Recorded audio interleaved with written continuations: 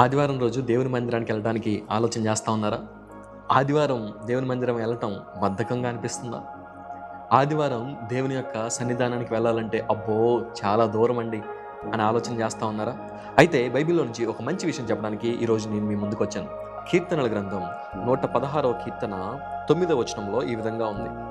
సజీవులున్న దేశములో యెహోవా సన్నిధిని నేను కాలము గడుపుదును.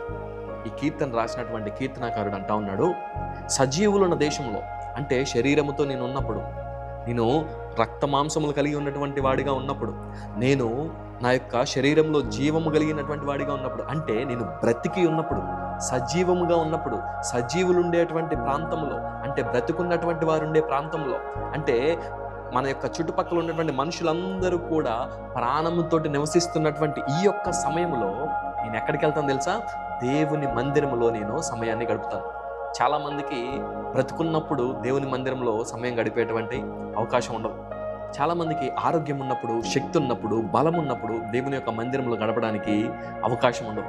కానీ ఆరోగ్యం లేనప్పుడు, హాస్పిటల్ బెడ్ మీద ఉన్నప్పుడు, లేకపోతే మంచం మీద నుంచి లేవలేనటువంటి పరిస్థితిలో ఉన్నప్పుడు, అప్పుడు అయ్యా నేను మందిరానికి రావాలని ఆశపడుతున్నాను అని చెప్పి చాలామంది ప్రార్థనలు చేస్తూ ఉంటారు, చాలామంది ఆశ కలిగి ఉంటారు. కానీ మనము మన యొక్క దేవుణ్ణి ప్రతి వారం కూడా దేవుని యొక్క సన్నిధానంలోకి వచ్చి ఆయన ఆరాధించేటువంటి వారిగా ఉండాలి, ఆయన్ని మహిమపరిచేటువంటి వారిగా ఉండాలి, ఆయన ఘనపరిచేటువంటి వారిగా మనం ఉండాలి. ఎంత మాత్రము కూడా ఆయన యొక్క సన్నిధానాన్ని నిర్లక్ష్యం చేసేటువంటి వారిగా ఉండకూడదు. ఎందుకంటే దేవుడు మన పక్షంగా ఎన్నో కార్యములు చేశాడు, దేవుడు మన పక్షంగా ఎన్నో కీడుని తొలగించాడు, దేవుడు మన పక్షంగా ఎంతో సహాయం చేశాడు. ఆయనే మనకి జీవమునిచ్చాడు. కాబట్టి ఆ జీవాన్ని మనం నిర్లక్ష్యపరిచేటువంటి వారిగా ఉండకూడదు, ఆయన ఇచ్చినటువంటి రక్షణని నిర్లక్ష్యపరిచేటువంటి వారిగా ఉండకూడదు. అందుకొరకే మనము దేవుని యొక్క సన్నిధానంలోకి వచ్చి ఆయన గణపరిచేటువంటి వారిగా ఉండాలి. మరి చిన్న ప్రార్థన చేసుకుందామా? ప్రార్థన.